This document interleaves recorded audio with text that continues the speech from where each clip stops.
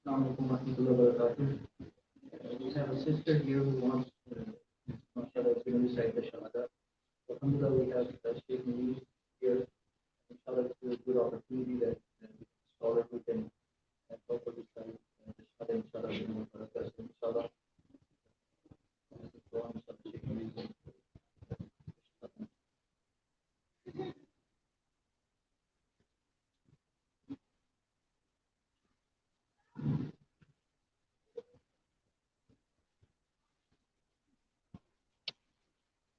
The method for reciting Shahada is very simple. I will first recite in Arabic, and the sister can repeat after me, and then after that we can translate the Arabic into English. So,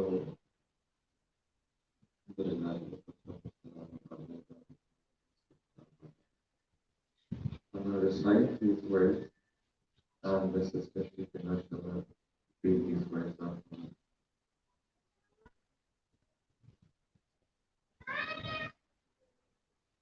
أشهد أشهد أن لا إله إلا الله وأشهد أن محمدا عبده ورسوله. We'll do it one more time. أشهد أن لا إله أشهد أن لا إله إلا الله وأشهد أن محمدا عبده ورسوله. MashaAllah, takbir. The meaning is that I testify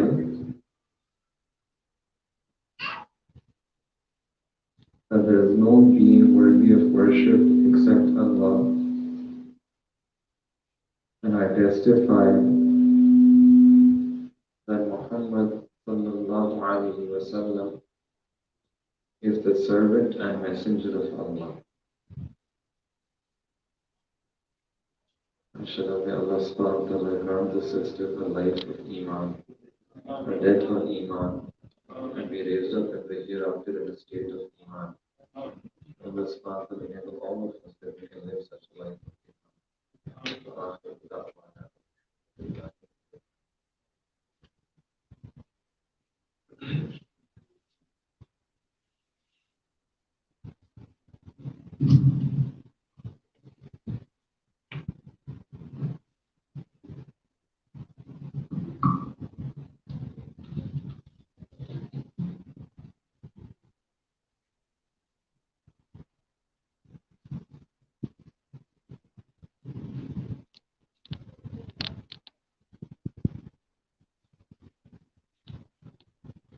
الحمد لله وكفى والسلام على عباده الذين اصطفى أما بعد. أعوذ بالله من الشيطان الرجيم. بسم الله الرحمن الرحيم. وعاشرهن بالمعروف. سبحان ربك رب العزة عما يصفون وسلام على المرسلين والحمد لله رب العالمين. اللهم صل على سيدنا محمد وعلى آل سيدنا محمد وبارك وسلم. اللهم صل على سيدنا محمد وعلى آل سيدنا محمد وبارك وسلم. اللهم صل على سيدنا محمد وعلى آل سيدنا محمد وبارك وسلم.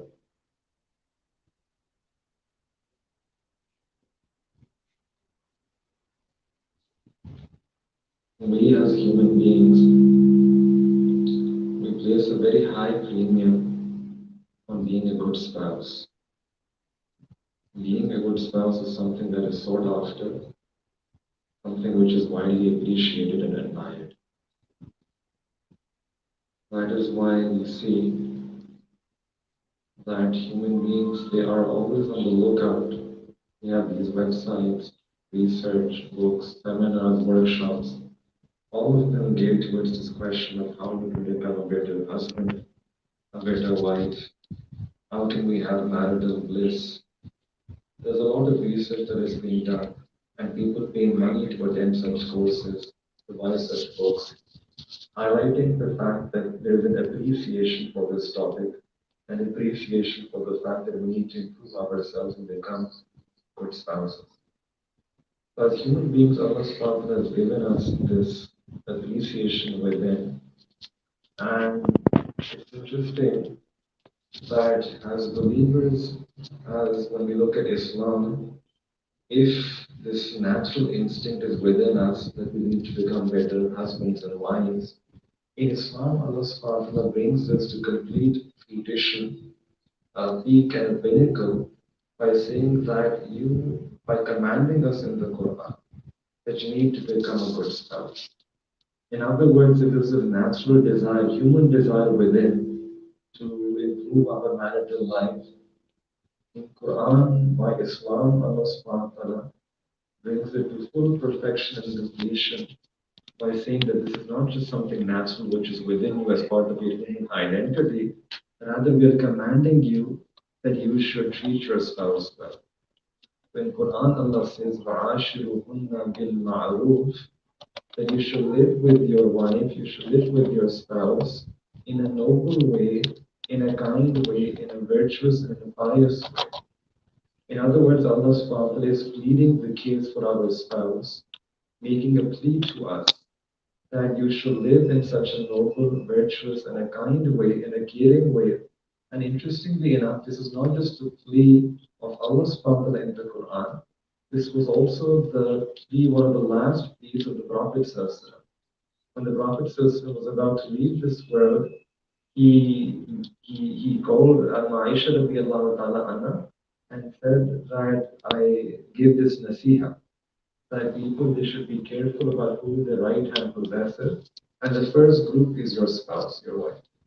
And even in the last moment, the Prophet ﷺ is giving this nasihat, this advice, making this plea that treat your wife, treat your spouse in a generous way, in a soft way, loving, affectionate way, in a noble and a virtuous way. So Allah subhanahu wa ta'ala is making that plea. The Prophet is making that plea.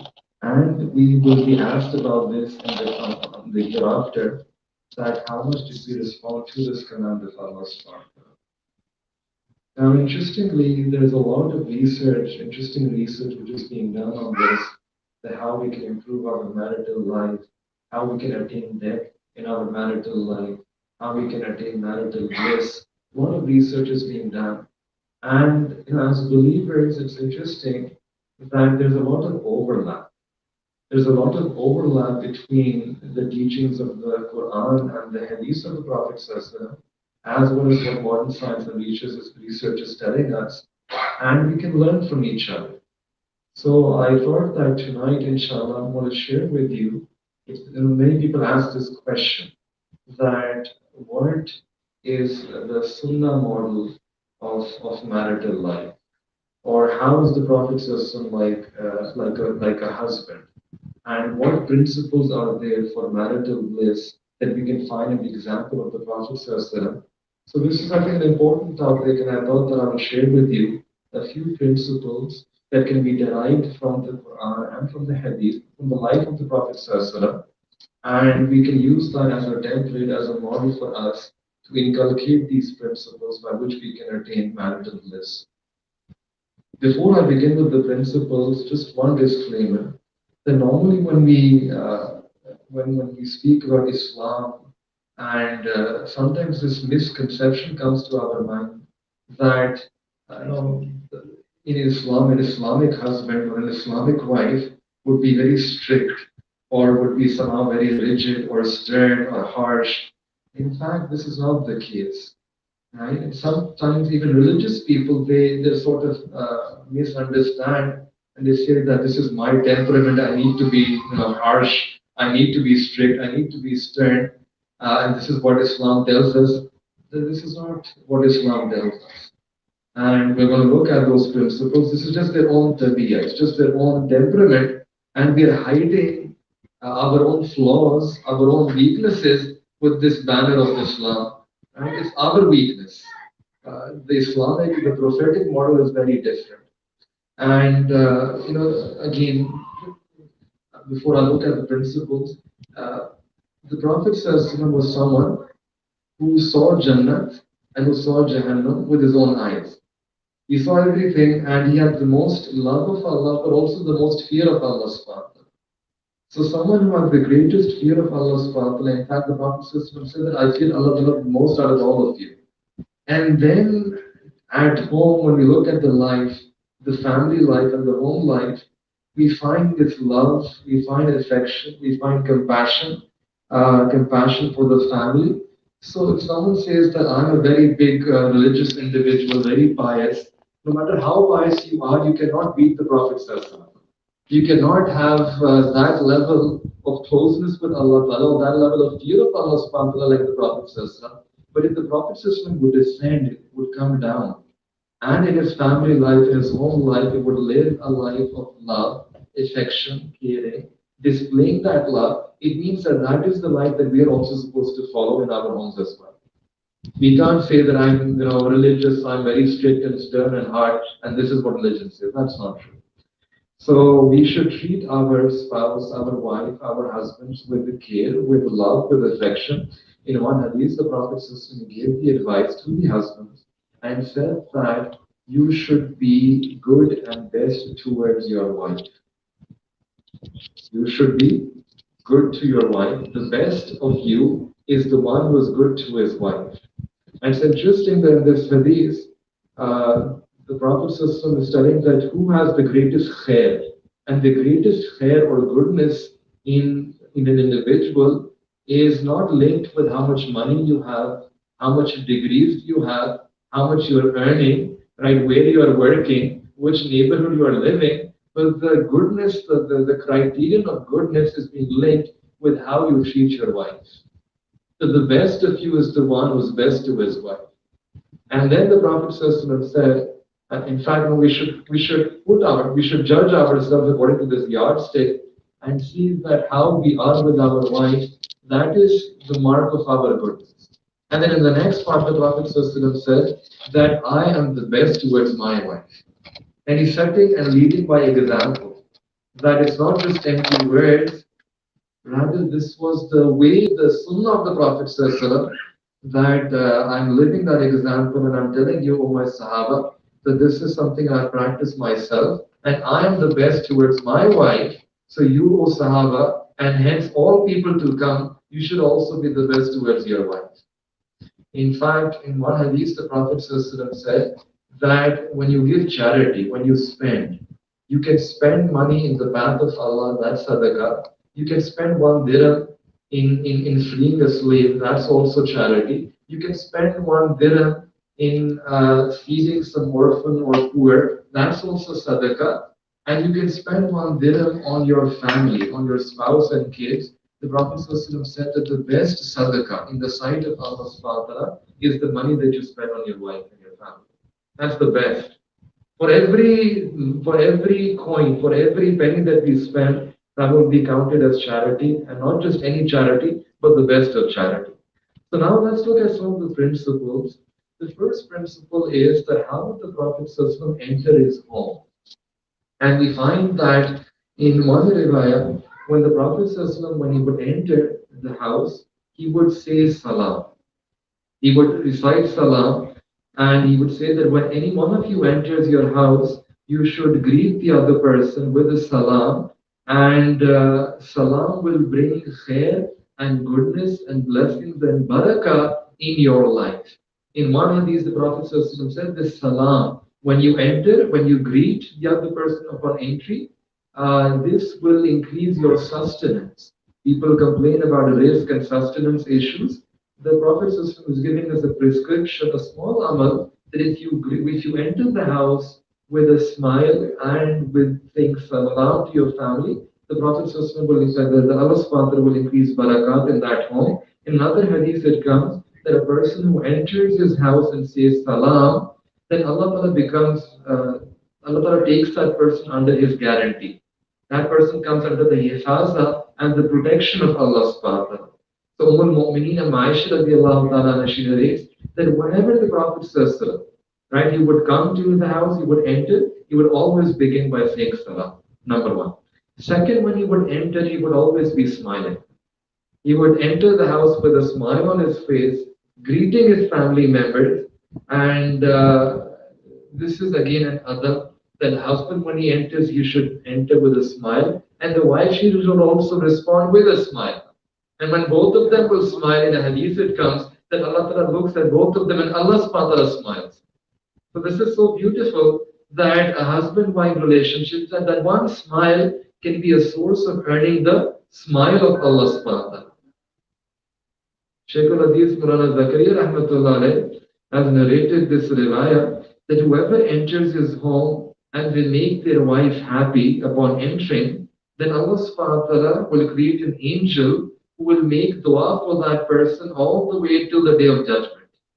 Allahu Akbar. And this is also the right of the right of the other individual. That when we meet them, when we greet them, we meet with the cheer on our face, with a smile on our face, not a long drawn out face. That's not Sunnah. That was not the way of the Prophet. In fact, the Prophet said that if you can pour happiness in the heart of the other individual or the other person, then this is one of the greatest beloved acts in the sight of Allah. Right? Pouring love and joy in the heart of the other person. And you can do this by greeting them in an amicable way, by smiling upon them. This is a very beloved deed in the sight of Allah subhanahu wa ta'ala. So the Prophet sallallahu he would enter, he would say salam, he would enter with a smile, with a pleasing expression. And one of the first things he would do when he at home is that he would brush his teeth. He would use a miswak, he would brush his teeth. Maybe the Prophet ate something from the outside. So he wanted, there is a wisdom here, that now I'm about to draw close to my wife, and it's possible that the husband might want to kiss her, right? Or the wife may want to respond to that. So the Prophet would make sure about hygiene, He would use miswak. So Umm al-Mu'mineen Aisha radiallahu ta'ala, she narrates this hadith. People asked her that what did the Prophet begin with? And what was the first thing he would do when he would enter his house? And she replied, miswak. That the Prophet he would use the miswak, he would clean his mouth, and after cleaning his mouth, he would then express his love towards his wife. And sometimes, even when the wife, she would be fasting, still the Prophet would approach her and would kiss her. Now the legal masala here is that when fasting, you're not supposed to kiss because there is a danger that you might proceed beyond that and you might end up violating or breaking your fast. So for normal, ordinary individuals, we're not supposed to do this act while we're fasting. But for the Prophet had control over his desires. And again, this is highlighting an aspect of that affection, right? That when the husband he enters the home, he should enter in such a way, in a cheerful way, and express his love towards his wife. And he can do that with a hug. He can do that with a physical touch. He can do that with a smile as well. There's a story, a true story. There was a couple. They were going through some difficulty in their marital life, and they decided at one point that we need to separate our ways. That this cannot continue. But since both of them were attached to one teacher and the one imam, or you could say one sheikh, so they thought that before we make the ultimate decision, let us seek counsel and guidance from him. So as a couple, they went to the sheikh and said that we have decided that we cannot live together, and we just want a no objection certificate from you that we can just go and separate our ways. So the sheikh said that don't be hasty. Let me just speak to each one of you, and then you can make your decision. So he first asked the husband that what is going on in his life, and then he asked the wife that what is happening in her life, what the issue is. And after speaking to both of them, he realized that the root problem was that husband was going through some difficulty in his work life at his office. And when he would come back home, he would still be thinking about his work and about that difficulty at work. And his mind would be somewhere else. And he would enter the house. And the wife, she would be waiting for him. Then when my husband will come back, we'll get to spend time together. And she had some expectations and anticipation. However, the husband would just be thinking about something else. And the wife began to think that maybe my husband, he doesn't love me. He doesn't love me. He's not expressing that love to me. Or maybe he might have an affair with someone else. So she began to think on those lines, and the husband is thinking about his work. So that rift widened between the two of them, and eventually they thought that this marriage is not workable. So then the sheikh, he called the couple and said that I want to make a recommendation to you. And my recommendation is that to the husband, that when you come back from office, then just leave all the office matters at the office. And when you enter the house with the sunnah of the Prophet ﷺ, that you enter with by saying salam, and you enter with a smile, and then you greet your wife and you hug her, you physically touch her. Because this is what we learned from the example of the Sunnah of Nabi alayhi salatu wasalam. And then the Sheikh said to the wife that I want you that when the husband is about to come, you should leave all your household chores and you should be standing at the door and waiting to welcome and greet your husband and respond to his salam and respond to that affection that he shows you. So I want the two of you to follow this for 1 month. 1 month. And then after that, if you wish to go your separate ways, then you're on your own. But follow my recommendation for 1 month. So the husband wife said, this looks very simple. Might as well, if you have delayed this decision for so long, we can delay it for 1 month as well. So they accepted the advice of the sheikh and they started they started practicing this teaching. After 1 month, they came back and the sheikh asked them, now what do you want? And they said that sheikh, that advice that you gave us, we followed and practiced it for 30 days. And now we both of us can say that the last 30 days was like a second honeymoon. The last 30 days was like a second honeymoon. And forget the fact of divorce or separation. We have come to realize that I am more suited for my spouse and she is more suited for me. We are the happiest couple, I think, in this world. Reviving one sunnah of the Prophet ﷺ had so much barakah that it joined the hearts together. Imagine if we can inculcate more and more sunnahs in our house, how beautiful our house, how beautiful our home would become. It would become like a small jannat in this world. This is the power of sunnah. Then, the second principle that we learn in the hadith is that it's not only that you greet and say salam, you should also play with your spouse. You should spend quality time with her, with him, and you should play with each other. In my hadith, the Prophet ﷺ said that for a man, whatever he gains in play and entertainment, all of this dunya is futile. All the plays are futile except for three. Number one is archery, second is horse riding, and third is playing with your wife. Playful recreation with your wife. These are plays which are not futile, which are in fact can become a source of ibadah. They can draw one close to Allah. So when one Sahabi he got married, the Prophet ﷺ asked him that did you marry a virgin or a non-virgin? Sayyiba or a Bakira? So he said that I married a non-virgin. And then the Prophet ﷺ said that if only you had married a virgin, then you would be laughing with her and she would be laughing with you. And you would be playing with her and she would be playing with you. And the Prophet is explaining the purpose of a married life. And the purpose of marital life is a playful display of affection, a playful display of love. And in fact, there is a hadith which in Sahih Muslim where it's mentioned that even when the other wives used to be present, sometimes the Prophet ﷺ, he would affectionately extend his hand towards one of them. right? He would extend his hand towards one of them. It means that this was an open display of affection in front of other people, open display of playful affection.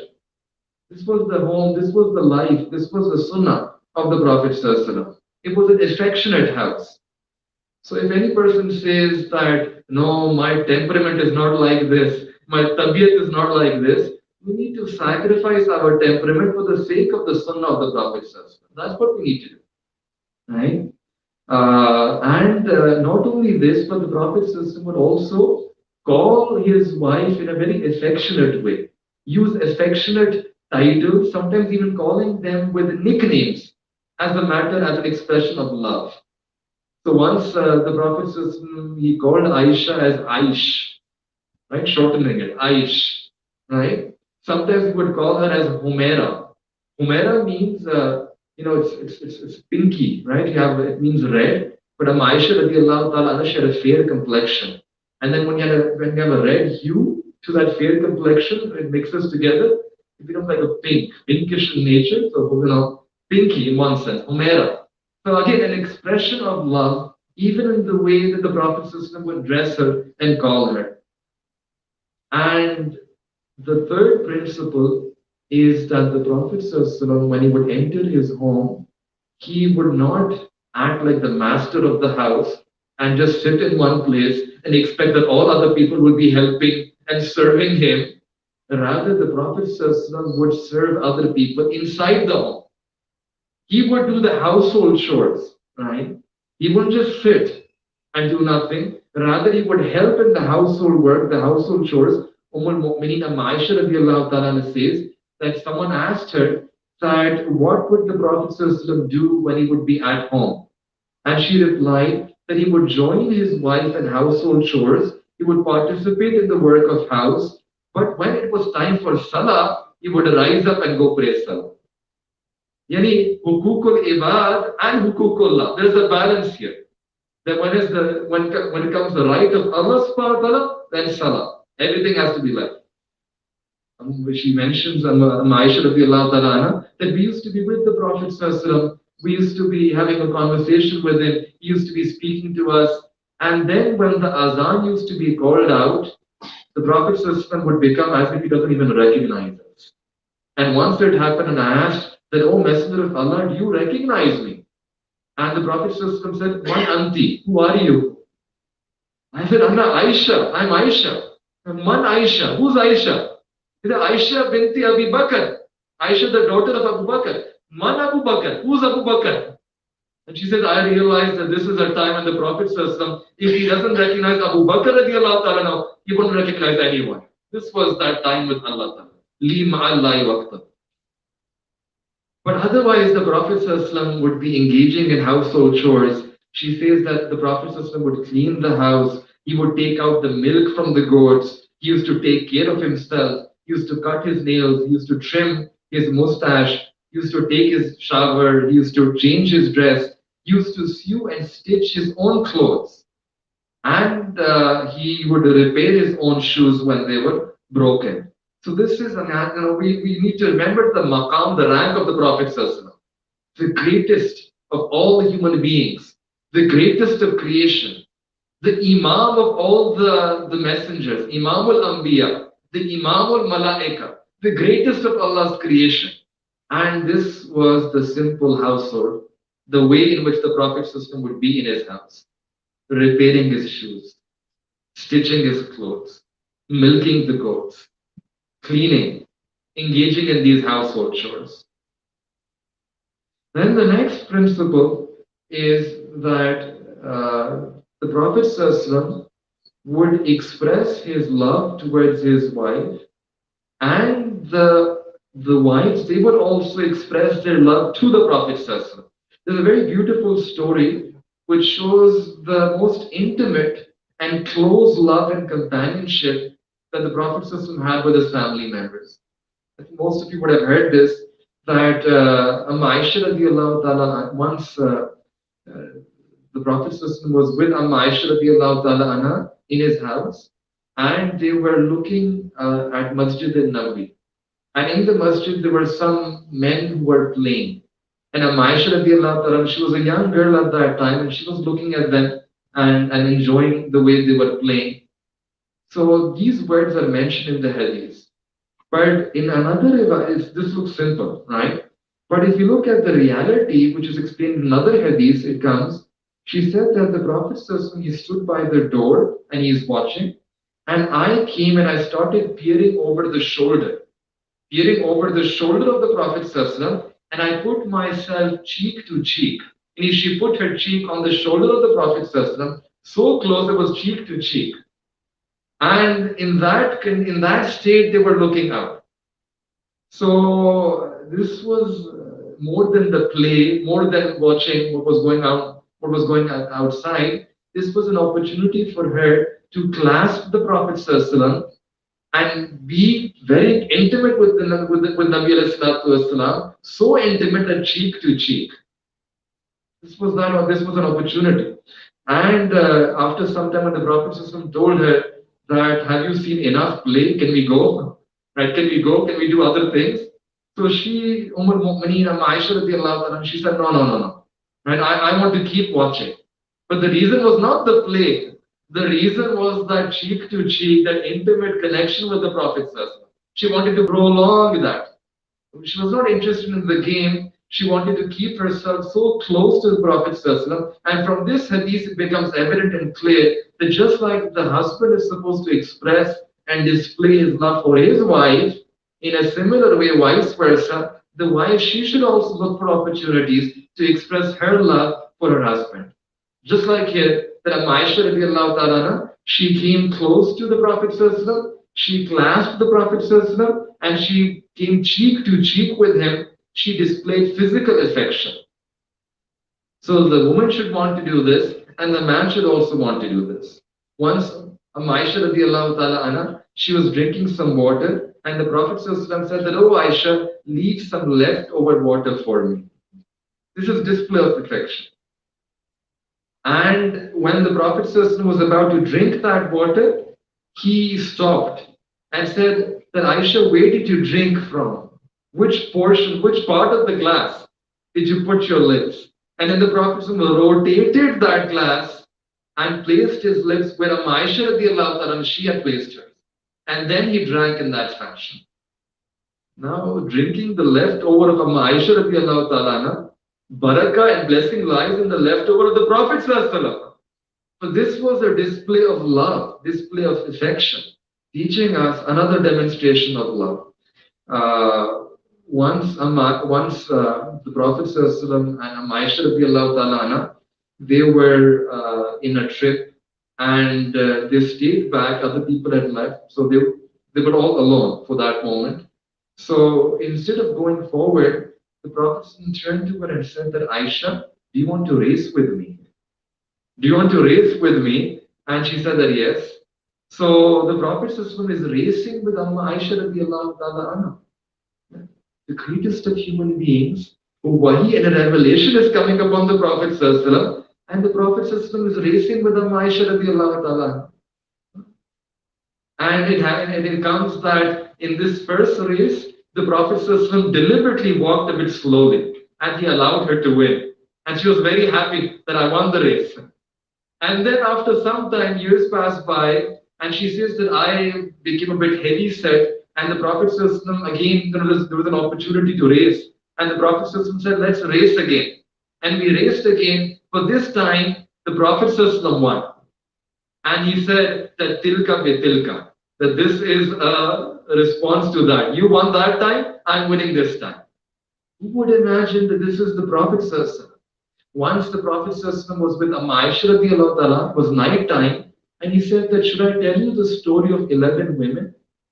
And then went on a storytelling session where the Prophet ﷺ mentioned the stories that there were 11 women in this previous community, and the first woman had this quality, the second woman had that quality, the third woman had that quality, and the 11th woman, she was the best of all, and she loved her husband the most. But no, Aisha, I love you more than the 11th woman loved her husband.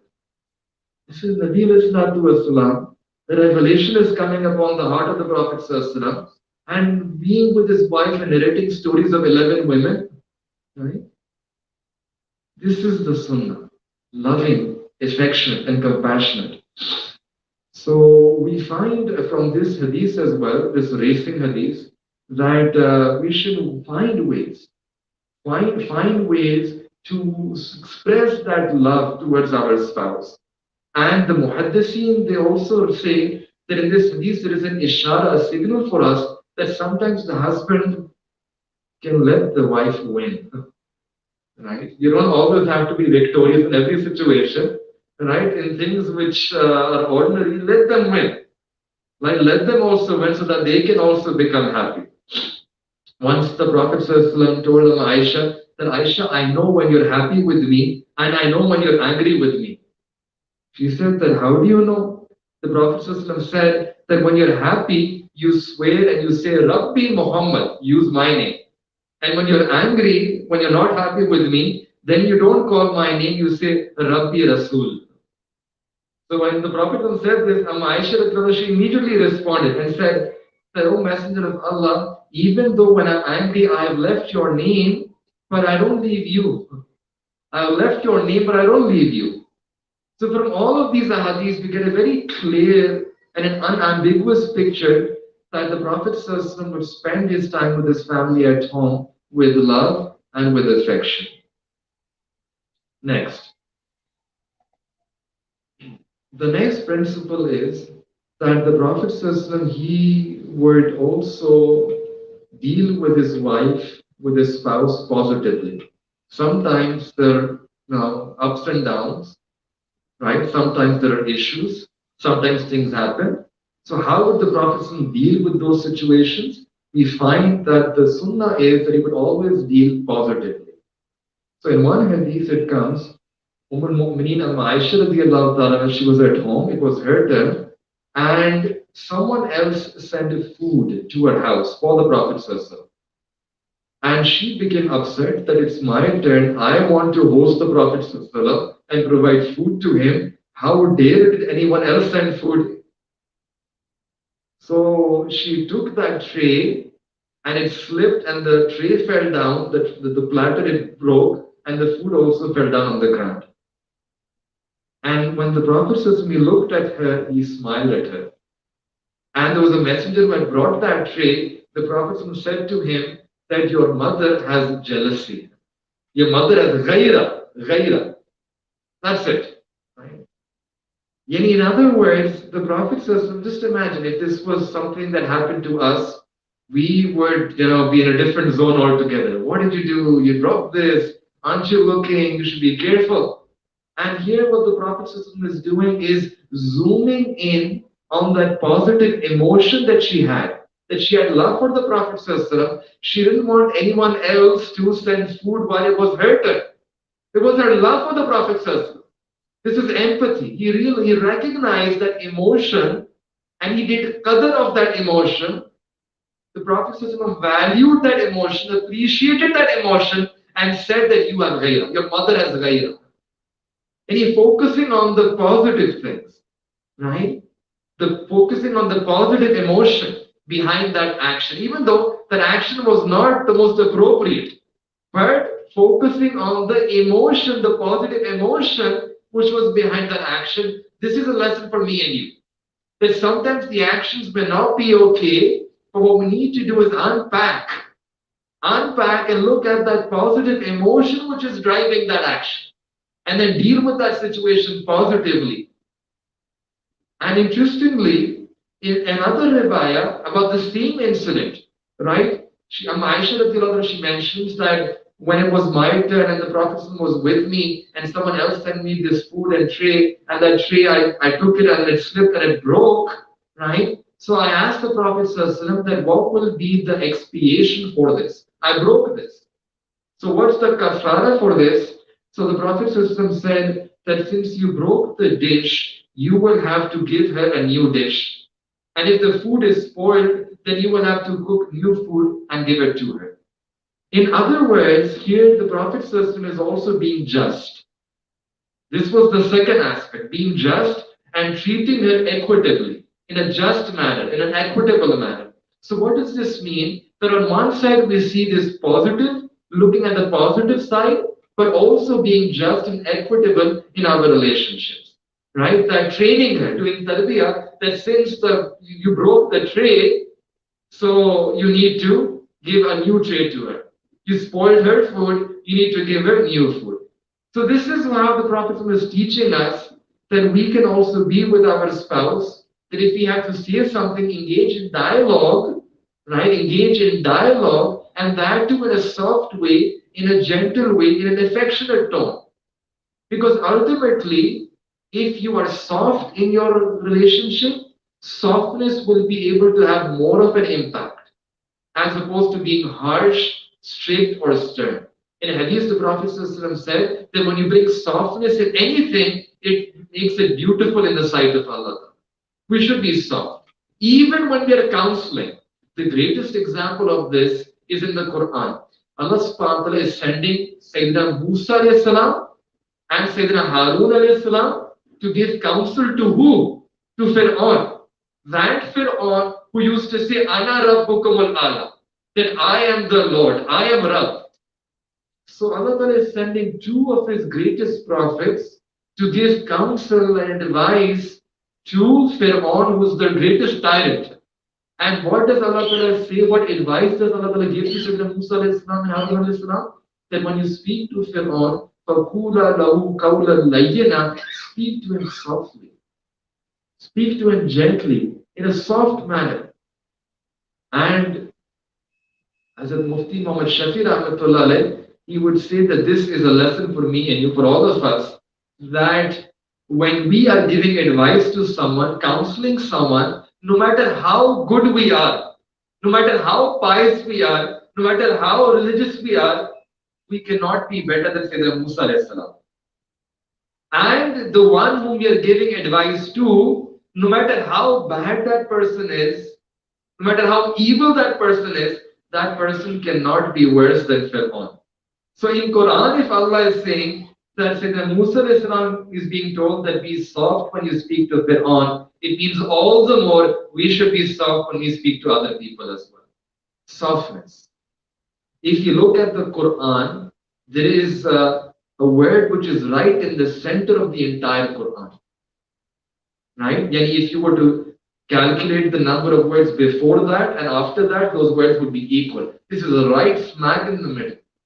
This word comes in Surah Kahf, and normally in some juz it's sort of emboldened. It's a bit enlarged. What is the word? The word is waliyatalattaf. And what is so special about this word? That Allah subhanahu wa ta'ala has made this the central word of the entire Quran. What is so special? What is so unique? What is so beautiful? The beauty about this word is the meaning. And the meaning of this word is be soft to other people. Be soft to others. In other words, Allah subhanahu wa ta'ala is giving us that the central core message of the Quran, if you were to ask the Quran, is that be soft towards others. So softness. This is the second principle. Then the next principle is for those who are married, when they have an intimate relationship with each other, yani we have guidance for that as well. Our deen is so complete and so comprehensive that there are guidelines for every single aspect of our deen. And sometimes the non-Muslims, the Jews at the time of the Prophet's system, they would say that what is this deen, right? Where you are being told about everything, and the Sahaba would say that yes, we are told about everything, how to pray, and even how to relieve ourselves in the restroom. We know everything. Everything has been given to us in the Sunnah. So in a similar way here as well, we find some guidelines, some guidance regarding a husband-wife, that intimate relationship that they have with each other. So in one hadith, the Prophet said that when you want to meet your wife, you should send a qasid. You should send a messenger beforehand. So the Sahaba they said that what message should we send her? What is the messenger?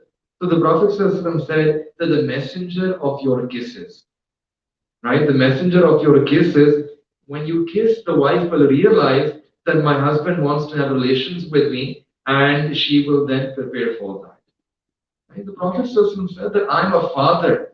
I'm like to you as a father is to his son, teaching every aspect of our life. Al-Mu'mineen Hazrat Maimuna radiallahu ta'ala anha, she said that once the Prophet ﷺ came and he lay down with me, but I was in my period. So the Prophet ﷺ still he lay down with me in such an intimate way that there was only a thin sheet between us. And from this hadith, the scholars they have extracted a point, a lesson. They say that it's better for the husband and wife to sleep together on the same bed. It's afdal, it's better, it's preferable, right? As opposed to sleeping separately, sleeping on different beds. It's preferable that husband wife they should sleep together, and even if they don't have intention of having relations with each other, still they should sleep together, and they will have that intimacy or closeness with one another. The Prophet system would do this even when the wife she would be in her periods. Once it was a cold weather, and the Prophet ﷺ came and said that I came to Aisha radiallahu ta'ala and said to her that I need to lie down. And Aisha radiallahu ta'ala, she says that I extended my thigh.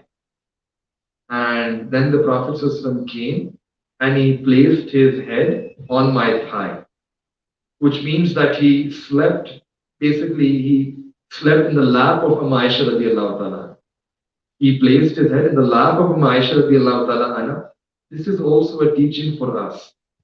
If the Prophet ﷺ wanted, he could have asked for a pillow and slept on a pillow, right? He could sleep somewhere else, but he's sleeping on the thigh of Aisha radiallahu ta'ala anha. And again displaying, love. When you have love, love wants display. And love wants, it should be shown. So the Prophet says when he put his head in the lap of Aisha radiallahu ta'ala anha, and then she says that I bowed down and I covered the head of the Prophet sallallahu, like the Prophet is resting here, and she says that I covered the Prophet sallallahu by bowing down, and I also hugged the Prophet sallallahu. So it means that she laid, the Prophet sallallahu laid on her, and she laid on top of the Prophet sallallahu in such a way that this would warm the Prophet ﷺ because it was cold weather, and the Prophet ﷺ was able to sleep comfortably in that manner. Once the Prophet ﷺ said to the Sahaba that whenever a person has this marital relation with their wife, with their spouse, they will get sawab. Both husband and wife will get sawab and a reward for this. So the Sahaba said that, this action, we are fulfilling our desire. Right? It's a natural urge and desire that we have. We're just fulfilling that desire. We will be rewarded for this as well. And the Prophet said that yes, you will be rewarded for this. For if you perform this action in an unlawful way with someone else, then that would constitute as a sin. But now that you're doing this action in a pleasing way, in a lawful way, Allah will reward you for this. The next principle is that when there is some tension or rift between the couple, how should they deal with that situation? How would the Prophet ﷺ deal with that situation? So we realize by looking at the Sunnah that the husband should always be overlooking the faults of his wife, pardoning. And the Prophet ﷺ said that we should be soft towards our wife, we should be forgiving, have forbearance, overlooking their mistakes. And in one riwayah, the meaning is the Prophet ﷺ said that I want you to be soft in temperament, even if it means that sometimes you might have to give in to their demands. Even if it means that you have to give in to their demands, I want you to still have a soft temperament. Maintain that softness. And don't be harsh. Don't have a hard and a harsh temperament. So it was the sunnah of the Prophet ﷺ that he didn't want to be triumphant over his wife by being harsh, by being stern, by being hard. Right? He wanted to triumph over his wife through softness, through compassion. And if the only way he could triumph over his wife was by being harsh, still the Prophet ﷺ would prefer to be soft, and he would say that I would allow my wife to triumph over me. I would allow her to triumph over me. I would become maghloob. I would allow her to become ghalib.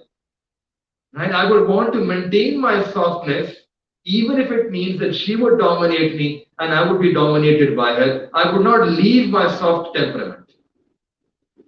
I would not become harsh and hard in my treatment. Right? So here in this hadith, right, we learn that the Prophet was emphasizing that one should be like silk with their wife, as smooth as silk, right, as soft as silk, right, not hurt each other, and instead we should have sabr. We should have sabr, we should have patience over the faults of other people. People will have their own bad, each one of us, we have our own qualities. And it's possible that we may have some bad quality, some bad attribute. So the principle that I read in a book, which I really loved, is that when you have love and the love is thick between husband and wife, then faults become thin. And on the other hand, when love is thin, the faults are magnified and the faults become thick. Right? So, if a husband has patience and sabr over the weaknesses of his wife, the flaws or shortcomings of his wife, Allah subhanahu wa ta'ala will reward him for that, will reward him for that patience. There's a story, a true story, about a very big friend of Allah, pious individual by the name of Hazrat Mirza Mazhar Jane Jana Rahmatullah. And someone came to meet him and they asked that is the sheikh inside. The sheikh was not there, the wife was there, and she said that she said some harsh and strong words against her husband. So uh, in fact the husband was also there in the house, some sort of the husband was there, and they were having sort of dispute with each other. And this person, he overheard their conversation and said that, there is a war going on inside the house, and I've come to ask counsel, so maybe this is not the right person to go to. So after some time later, he saw the sheikh that he was riding, he went to the jungle and he saw that he was riding a lion. And he said, the sheikh, how did you get this rank that you're able to control a lion? He said that I have sabr over the faults of my wife, and in return, Allah subhanahu wa ta'ala has blessed me with that rank that the lions they obey me. If you have, you have sabr, Allah will reward you in one way or the other. Hazrat Agdas Thanvi Rahmatullah, he narrated a story about a person that one time this wife she did something wrong, really wrong, and wronged her husband. And if the husband wanted, he could have said something very harsh. But right at that time, he thought to himself that she is after all a servant of Allah, Allah ki bandi, and thinking that she is the servant of Allah, he said, I will forgive her. Didn't say anything to her. When this person passed away, someone saw him in a dream and asked her, what happened to you? I said that Allah Ta'ala forgave me, and Allah Ta'ala forgave me for this one time when I forgave my wife and said that she is a servant of Allah, let me forgive her for that sake. Allah in response said that you are my servant, let me forgive you for my sake. In Quran, Allah Ta'ala gives us this teaching that if she has a bad attribute, or if the husband has a bad attribute, then look carefully, there might be so many other positive attributes. Right? Why are we zooming in on the negative? Ignore the flaws. Every person has their own flaws. No one is perfect. We're not marrying an angel. Right? So ignore the flaws and zoom in and focus on the positive attributes and live with love and affection. Why is this so important? The reason is because shaitan, this is the deception of shaitan. What shaitan wants is to create this rift between husband and wife, wants to create that separation. And this is one of the deeds which is the most pleasing to shaitan, the most despicable in the sight of Allah, the rift between husband and wife, the most pleasing in the sight of shaitan, so much so that there is a hadith which says that this shaitan is not alone, he has his whole army, minion shayateen, right, to help him. So shaitan was sitting on his throne and these minion shayateen are coming to shaitan and telling that I made this person commit that sin. And shaitan says, you did something, but this is not something so great. Right? Someone else, another minion shayateen comes and says, I made him commit another sin, that sin. It's okay, it's good, but not something so great. Then this one shayateen comes and says that there was a husband and wife, and I caused a rift between them. Shaitan calls that person, that shayateen. Come sit with me. Come sit with me, shabash. Right? You have done something which is great. You have caused the separation and rift. You are my aid. So shaitan loves to do this. So if we can have sabr, or we can overlook the faults of others, have sabr over this, Allah Ta'ala will reward us. Right? In Quran, the scholars have mentioned that the Prophet ﷺ gave the example that if the husband can patiently endure the faults of his wife, then Allah will give you the same reward as he gave to the sabr of Sayyidina Ayyub alayhi salatu wasalam. The reward of Sayyidina Ayyub alayhi salatu wasalam, that's the sabr the husband will get. And the same rule applies for the wife. That husband may have some bad attribute within him, and Allah says that He will give ajr and reward to the wife for having sabr, that amount of reward which was given to Hazrat Asiya radiallahu ta'ala anha when she had sabr with Fir'aun.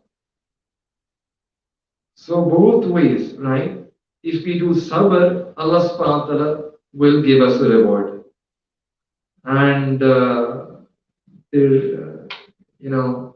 there's a joke that one said, we have a lot of marital jokes, right?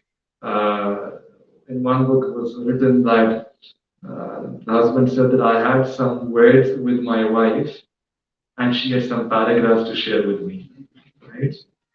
So this should not be the case, right? When you have words, then the paragraphs will come, right? The pages might come, the chapters might come even. Another quotation, it said that married life is very interesting. That in the first year, the husband speaks and the wife listens. In year 2, the wife speaks and the husband listens. And then in year 3, husband and wife both are speaking and the neighbors are listening.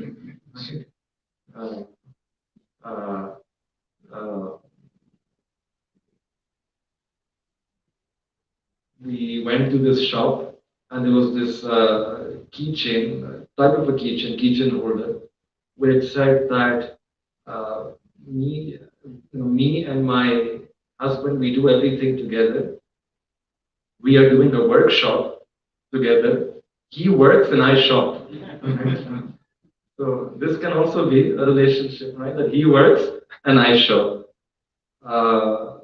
This one joke I think most of you would have heard. You should definitely have heard about this. There was a very pious religious individual, someone close to Allah subhanahu wa ta'ala, but the wife did not view him to be very pious. And she said that you always claim to be very religious and pious. No, you're nobody. You have no rank.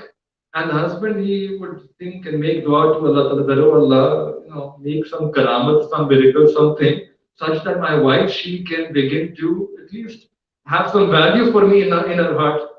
Right? She begins to think about me, respect me, love me in her heart, make me, do something extraordinary, supernatural, that the wife can develop that love and respect for me. So Allah subhanahu wa ta'ala gave him this ability that he could fly. So he started flying on the broomstick, right? And he deliberately is flying on top of the house so that the wife can see, right? He's going here and then here and here and here, and making sure that the wife can see that I am flying. After flight, he came back and he met his wife, and the wife, she said that, you know what happened today? Today I met a real friend of Allah. I saw a real friend of Allah, someone who was really pious. Who's that person? No, this person, he was flying in the air. You don't even have the ability to fly. He was flying in the air. He said, no, that person was me. It was me. I was flying. He said, oh, you, it was you? He said, that's why I was wondering why you so flying at such a twisted way, right? In a crooked way, going here and there. Okay. So we should have sabr over the faults of each other and overlook the mistakes of the other person. This is a true story. These were, this is true story that there was a couple who again had some difficulty in their marital life, and again were on the brink of divorce. And the cause was that each one of them was thinking that the other person doesn't love me, that this person is thinking, they hate me, they think I'm bad, I have all these bad qualities. And they went to see a psychologist. And the psychologist understood the problem, and he said that, look, what I want you to do is that each one of you take out a piece of paper and just write down what you like about the other person. You don't have to show it to anyone, just on your own write what you find something positive in the other person. So he made them sit. The husband is sitting here, and then facing, on the other side the wife, and the psychologist sitting in the middle, and gave them both a piece of paper. And now both have this piece of paper in front of them, and they're just staring, right? And after some time, the wife, she picked up the pen and she started writing something. And when she started writing something, the husband also began to write something. And now they're busy scribbling, writing. Then when time was up, they wanted to give the paper to the psychologist. And the counselor, he said that don't give this paper to me, give it to each other. And they gave it to each other. And now when they started reading, the wife, she had tears in her eyes, and the husband, he had tears in his eyes. They both got up, they hugged each other and said, counselor, we don't need you. We don't need you.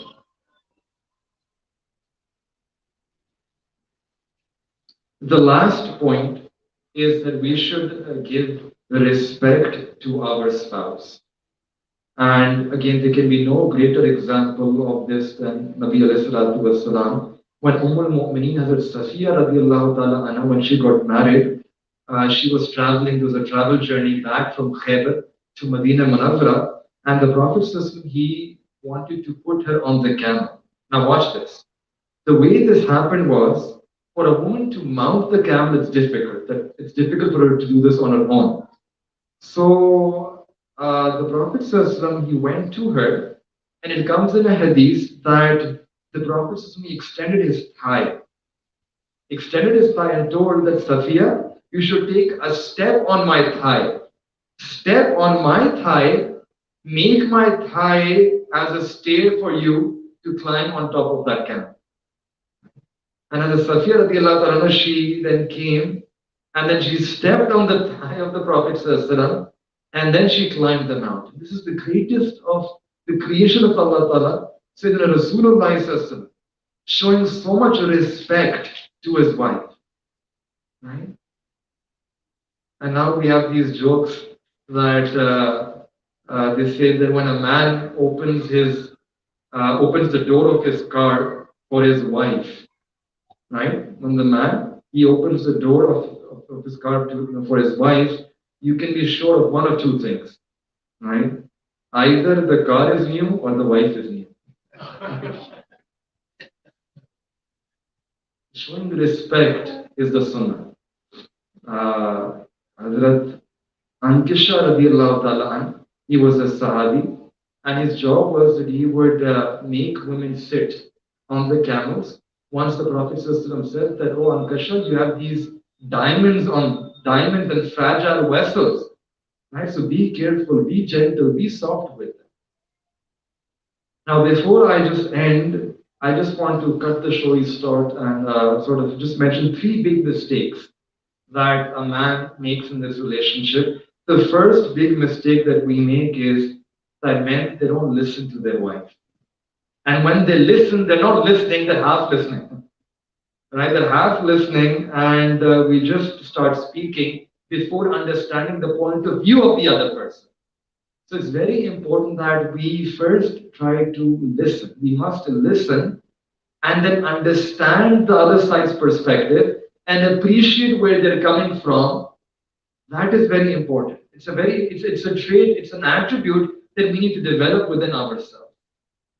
In the books, there's a story that was mentioned that there was a company that wanted to make shoes and sell those shoes in a particular area. So they sent two people as a marketing campaign to go check out whether these shoes would be profitable or not. And one person came back and said that in this community, they don't wear these types of shoes. So I don't think it's a good idea. There will be a loss because they don't wear these kinds of shoes. And the other person came back and said that there's a tremendous opportunity. No one has reached this market before. So we will be the first ones to reach this market. We will be very profitable. Both are sincere, but both are looking at the situation from a different perspective. So we also need to inculcate sometimes a woman may be making a recommendation that is different from ours. So we should try to, unless you give her a chance to explain, right? How would we know the merit or the demerits of that recommendation? Listen, understand, and appreciate, right? The second mistake that we make as husbands is that we don't give exclusive time to our wives. The mother-in-law is there, the father-in-law is there, and the wife is there. We think this is your time. Or we are giving time with the kids. Wife, she wants exclusive time, quality time. So we should try to have some time during the day where it's just the couple, right? No in-laws and no kids. And this is what we find in the Sunnah of the Prophet system as well. And the third mistake is that we should not always be so demanding with our wife, be less demanding, help in the household chores as well, help with the kids. This is also the Sunnah of the Prophet. So we end by making this intention. We should make all of this, all of us, we should make this intention, this deep commitment that maybe tonight we want to repent of our ways. And now in the future, we want to live a life of love, of affection. We want to bring Allah back into our relationship of marriage. Because when you smile at her and she smiles back at you, Allah will smile. So we should always be making dua for each other. Sometimes months pass by and we don't get tawfiq to make dua for our spouse. So we should have a habit of making dua for them, and we should make this intention that may Allah Ta'ala enable all of us that we can live such a life where when we enter the home, we enter with a smile, we say salam, we express our love towards our spouse, and in the homes we live a life of compassion, affection, and we follow these teachings of the Prophet. May Allah subhanahu wa ta'ala give all of us the tawfiq to implement this in our life. Wa akhiru da'wana and alhamdulillahi rabbil alamin. Can I end with a short dua?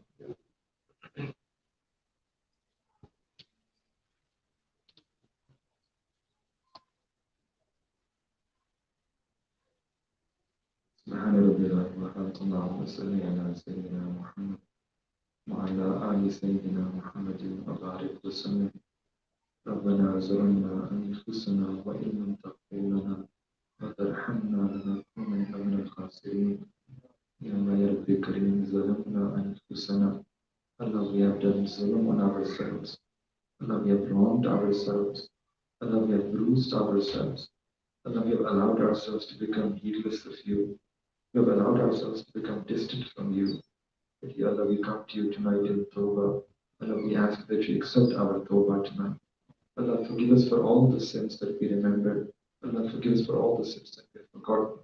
Forgive us for the sin that we did with our eyes, the sins that we did with our ears, the sins that we did with our limbs.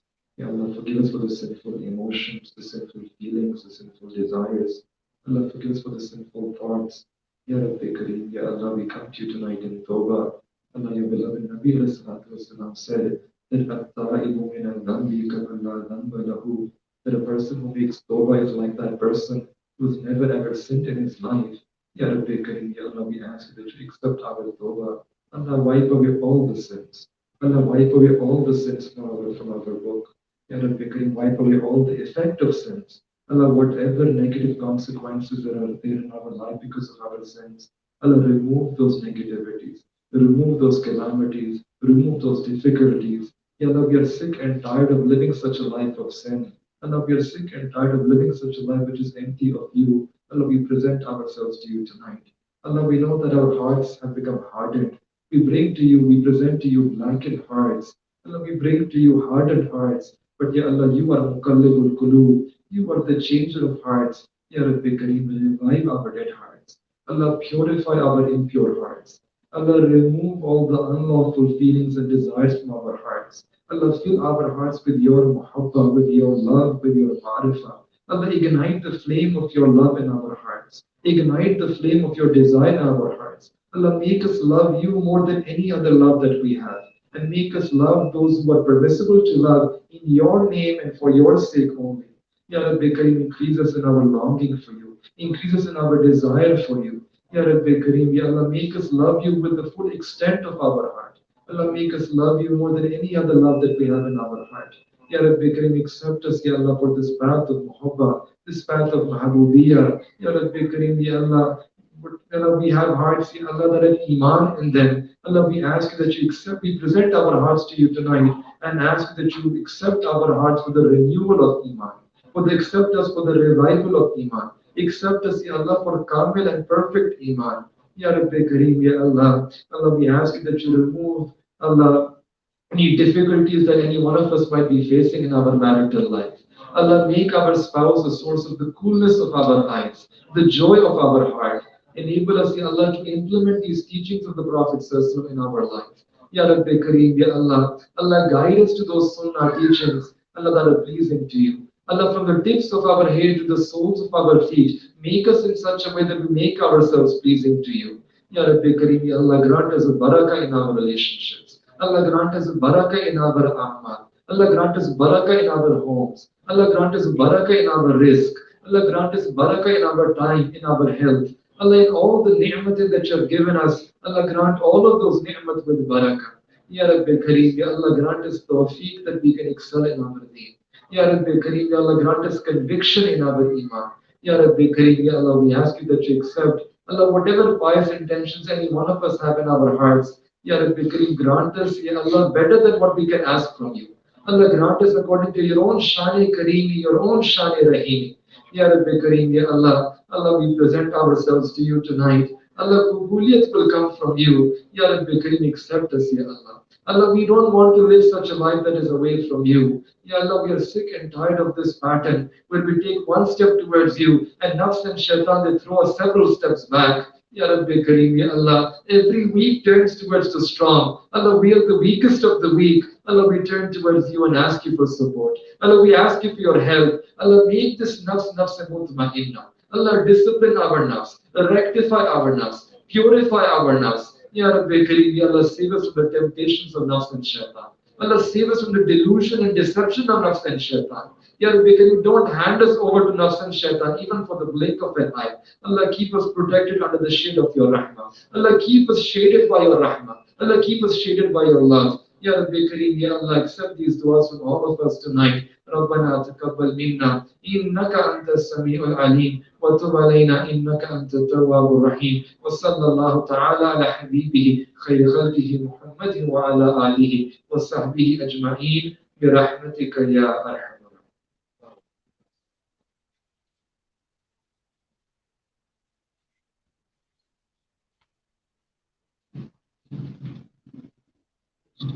Jazakallah khair. MashaAllah. Such a powerful talk. I know the bottom line is we all have to control our temper. So inshallah we'll work on it. There is some refreshment, but we have Isha in about 6 minutes.